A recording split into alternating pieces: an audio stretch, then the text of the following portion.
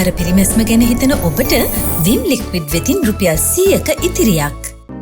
හරිම සුළුයි.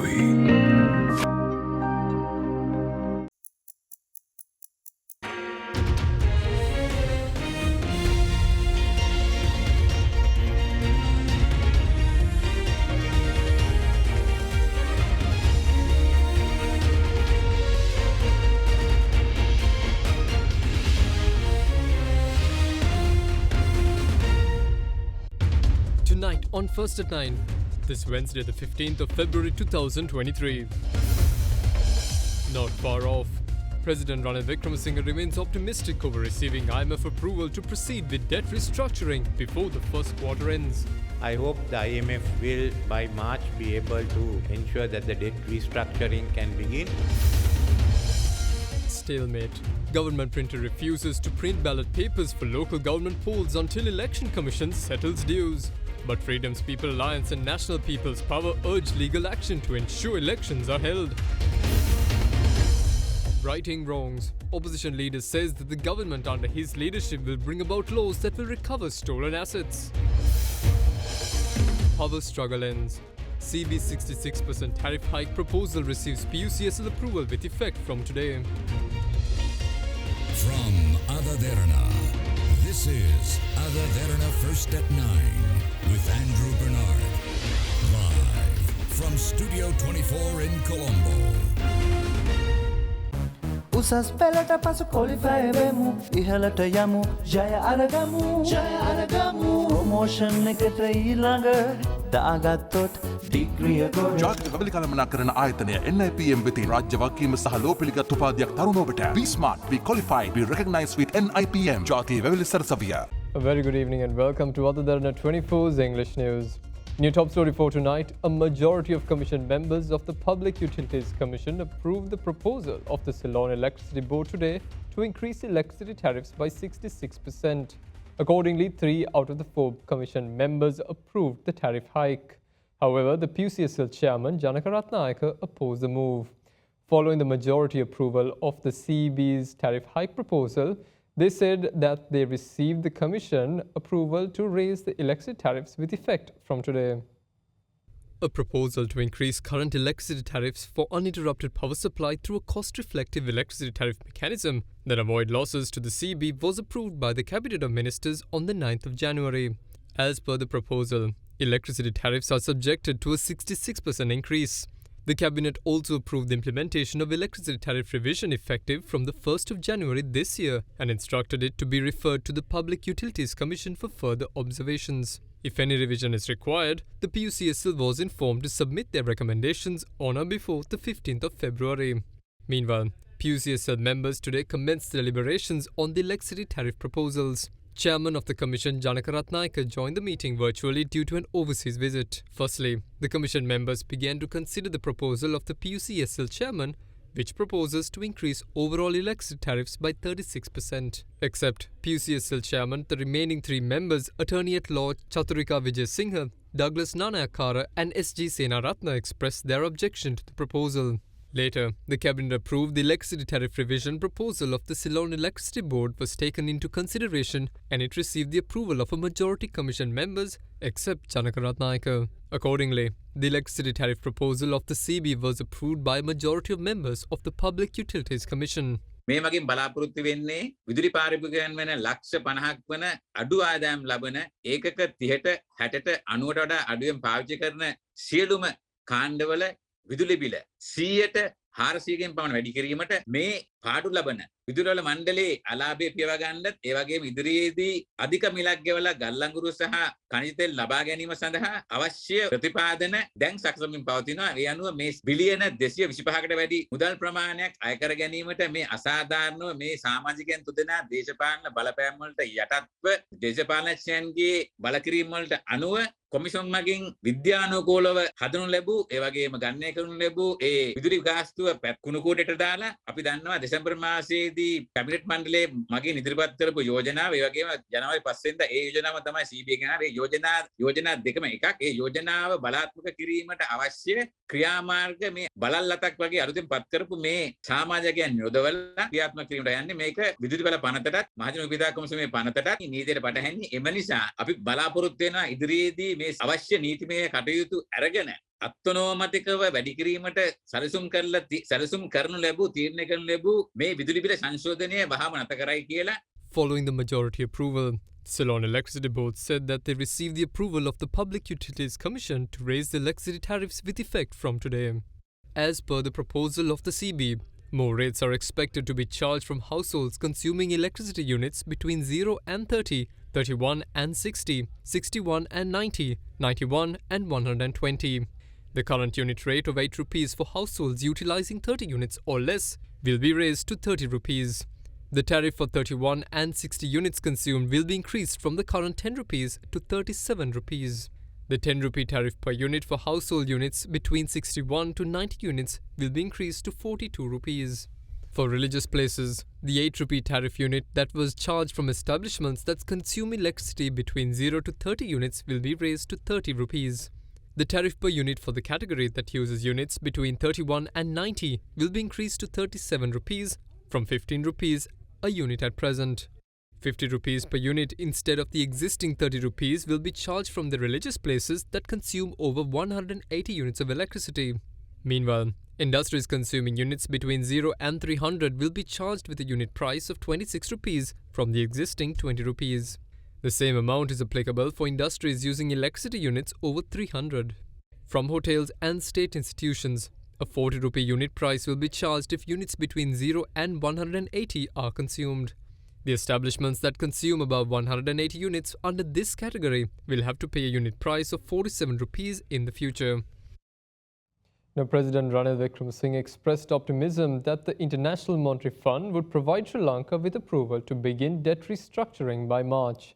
The head of state further emphasized on the importance of starting a public debate on how higher education system should develop through a government-led initiative as soon as the country makes headway with the IMF program.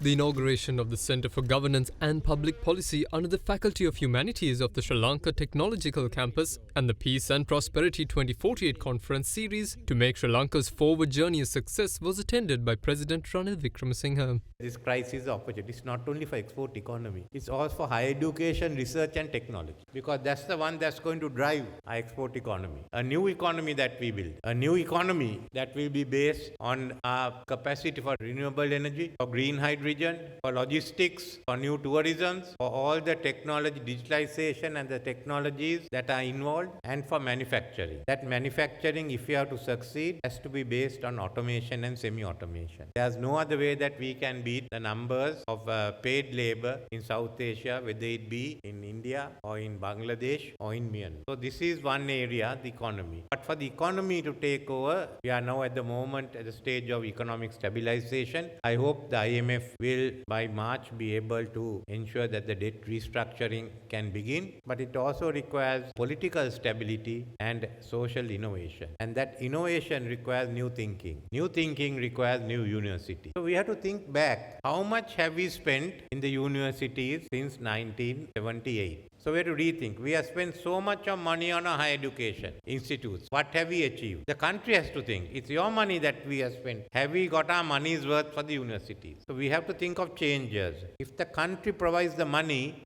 people of this country have a right to know what is happening in the universities. Why can't we send our children into the university? What is happening inside? The affairs of the universities is a matter for the whole country. And that's what we have to decide. And the responsibility to a large extent also lies with the university. So we want the universities to function properly. We are at an age of transformation. We have to look at the good and the bad both together. But higher education has to change. And it has to change after wide-ranging discussions in the country. And we will be initiating those wide-ranging discussions once the IMF and the debt restructuring package is over. Now, the government printer has refused to print ballot papers required for the 2023 local government election until the Election Commission provides the department with 200 billion rupees incurred as cost so far. Meanwhile, Chairman of the Commission, Nimal Puncheheva, stated that they will try to have the funds necessary released by the Treasury through discussions with the Ministry of Finance. However, failing to do this, he said that they will resort to legal measures. The government printer has informed the Election Commission that until the Commission provides the funds necessary to print the ballot papers required for the local government election, the Department of Government Printing will not print the ballot papers required for the upcoming election. This was announced amidst postal voting for the 2023 local government election that was supposed to be carried out today. The Election Commission announced yesterday that the postal voting will have to be postponed indefinitely due to reasons beyond their control. වියදම හැටියට ගත්තොත් දැනට අපි මිලියන 200ක විතර වැඩ කරලා තියෙනවා. අපේ එස්ටිමේට් එක මිලියන 400 පනිනවා. එතකොට අපි ඉල්ලුවා මැතිවරණ කොමිෂන් සභාවෙන් අත්තිකාරමක් හැටියට මිලියන 200. අපිට මැතිවරණ කොමිෂන් සභාවෙන් මිලියන 100ක ප්‍රතිපාදන දුන්නා. එතකොට මිලියන 100ක ප්‍රතිපාදන දුන්නා කියන්නේ මම භාණ්ඩාගාරයෙන් ඒ සල්ලි ඉල්ල ගන්න ඕනේ. භාණ්ඩාගාරයෙන් සල්ලි ඉල්ලුවාම ඒගොල්ලෝ මට මිලියන 40ක් දුන්නා. මේ වෙනකොට අපි ඡන්දය වෙනුවෙන් මිලියන 200ක් විතර අපි වියදම් කරලා තියෙනවා. තවදුරටත් වියදම් වෙමින් පවතිනවා. ඒ අතරතුර චක්‍රලේඛයක් මුදල් අමාත්‍යාංශයේ 2023 දෙක චක්‍රලේඛය ඒකෙන් කිව්වා වැඩ ණයට කරන්නත් එපා ණයට ගන්නත් එපා. මම දැන් දෙපැත්තකින් අහුවෙලා ණයට කළා ණයට බඩුත් අරගෙන. එතකොට මම ඒ නිසා තමයි මැතිවරණ කොමිෂන් සභාවෙන් මේ කරපු වැඩ ටිකට මුදලක් ලබා දෙන්න කියලා තියෙන්නේ. With this being the case, the chairman of the Election Commission, Nimal Puncheheva, said that he will summon the secretary to the Ministry of Finance and its officials to the Commission to discuss on how the necessary funds could be obtained for the election. He said that while they will try to solve the matter through discussions, failing to do so, they will resort to legal measures. However, chairman of the Commission, Nimal Puncheheva, said that they will take steps to hold the postal vote on the planned dates. Now, independent parliamentarian and member of the Freedom People's Alliance, Professor G.L. Pires, says that they will exert every possible pressure under the democratic framework to compel the government to hold local government elections. Addressing a media briefing, Professor Pires said that the government and public officials cannot destroy the public franchise rights. The head of the government printing department, Gangani Liyanage, has demanded payment in full at the very outset. She has demanded 410 million. This has never been government practice at any time. How many millions are owed by the Ceylon Electricity Board? How many millions by the Ceylon Petroleum Corporation? Thousands of millions. It has never been the case that money is demanded upfront like this. And this is unprecedented. This practice was never resorted to with regard to the conduct of any election in our country in the past. Now, the Independence Day celebrations, completely wasteful, irresponsible, and extravaganza for self-aggrandizement. Now, a great deal of material was printed for that occasion. Did Gangani Liyanage ask for payment in advance? No. This is discriminatory. This is done with the sole intention of making it as difficult as possible to hold this election. It is mala fide. It is for an unlawful, unconstitutional, collateral purpose. Now this 410 million rupees is being demanded by the government printing press. The secretary to the finance ministry is not releasing this money. We cannot allow the franchise, the suffrage of the people to be destroyed by so trivial a matter. In those circumstances, there is a clear duty on the part of the secretary to the finance ministry to sort out this problem. He cannot sit back and say, I have no money to give. Therefore, no election, no democracy, no franchise. As an opposition, we will do everything in our power to ensure enforcement of the laws of this land, particularly in a situation where what we are fighting for,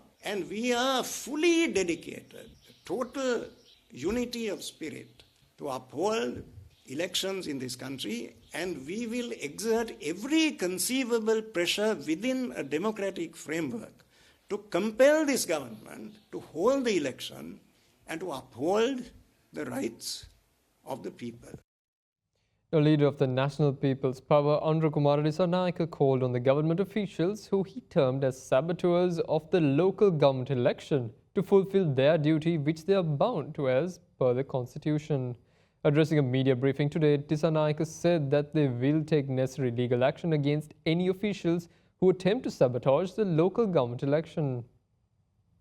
තැපල් චන්ද්‍ර පත්‍රිකා ආසන වශයෙන් අවශ්‍ය ලක්ෂ 6කට ආසන ප්‍රමාණය.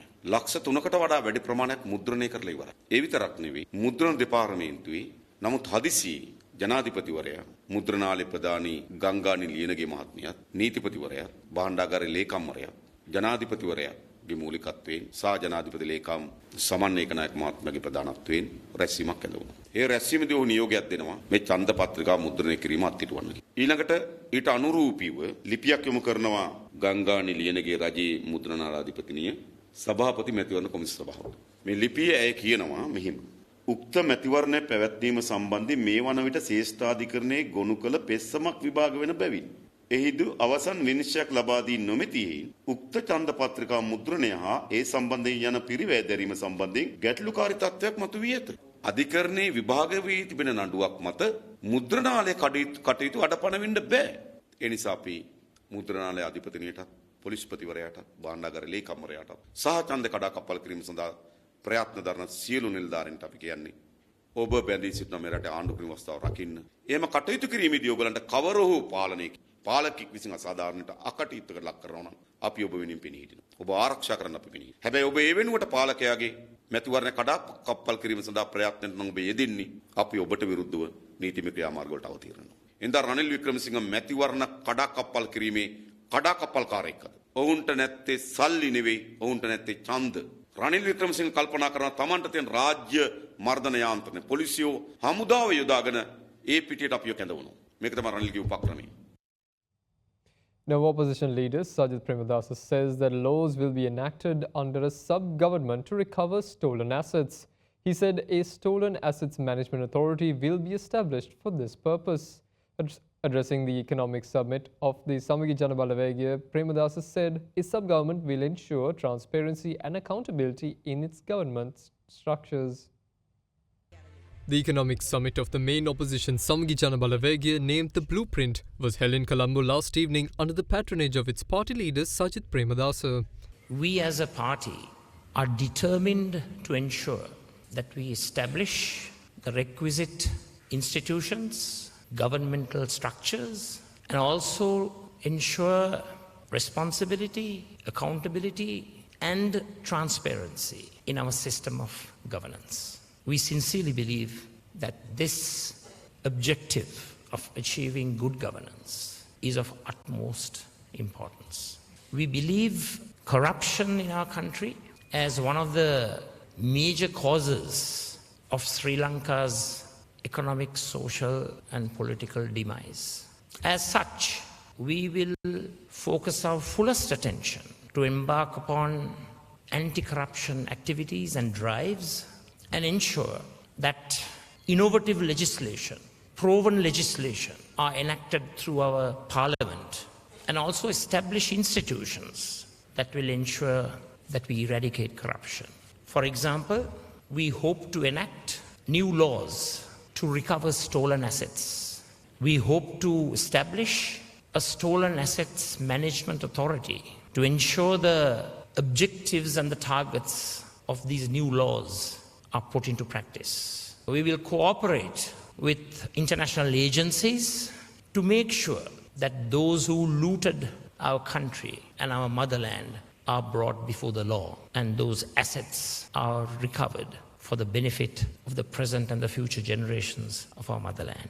We need to have transformative change in order to achieve prosperous, peaceful, and developed motherland. This is not a time for experiments. We need to have tried and tested solutions. We cannot embark on a voyage of discovery nor adventurism. We have to make sure that we embark on a sincere program, an authentic program, a program that is based on fact, based on realism, based on data, based on science, and based on the confidence that we all have in human beings to extricate themselves out of problematic situations. Now, President Ranil Wickremesinghe told the German Member of Parliament, Peter Ramsauer, that he expects Germany's technical assistance and investment in Sri Lanka's upcoming development program. He made these remarks during a discussion that was held with the German Member of Parliament, Peter Ramsauer, at the Presidential Secretariat last afternoon. During the discussion, the progress of the projects being implemented at the Karapiti Hospital with the support of the German government was reviewed, and future activities were discussed during the meeting.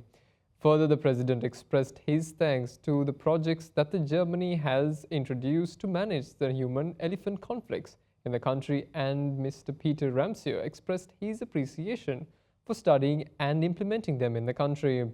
In addition, Parliament President Ranil Wickremesinghe also mentioned that he looks forward to the support further and expand the support for the programs for Sri Lankan students through German technical colleges.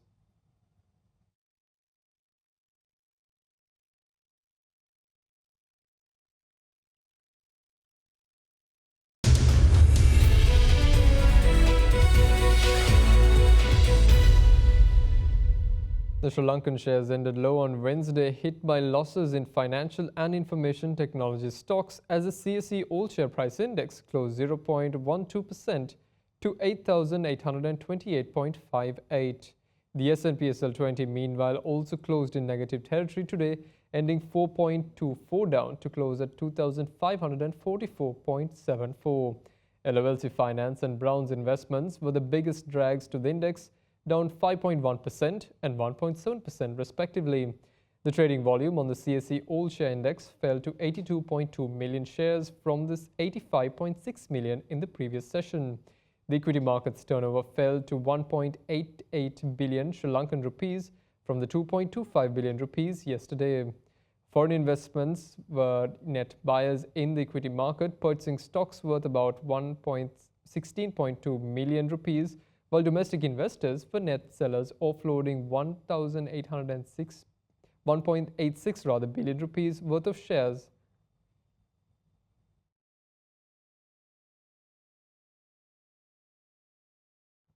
Now let's take a look at how the rupee traded against other major currencies during the day.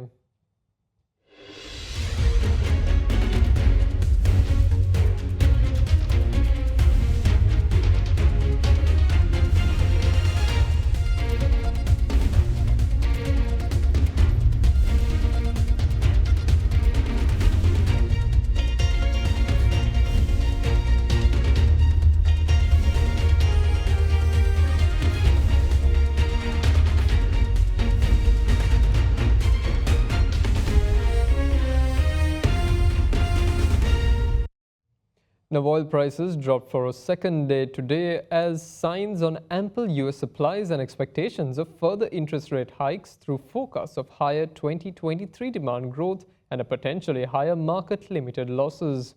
According to market sources citing American Petroleum Institute figures ahead of the official Energy Information Administration data, US crude stocks rose by more than a forecast 10.5 million barrels. Brent crude futures fell 0.7% to $84.99 a barrel after dropping over $1 in early trading. US West Texas Intermediate crude slipped 0.8% to $78.42 a barrel. The IEA said that about 1 million barrels per day of production from OPEC Plus members Russia will be shut in by the end of the first quarter, citing a European ban on seaborne imports and a G7 price cap over the invasion of Ukraine. On Tuesday, the Organization of the Petroleum Exporting Countries also raised its projection for global oil demand growth and pointed out to a tighter market in 2023. And that's all the news we have for this evening. Join us again tomorrow for the very latest news at the very same time. Until then, tune into our social media pages for the very latest news. A pleasant evening and good night.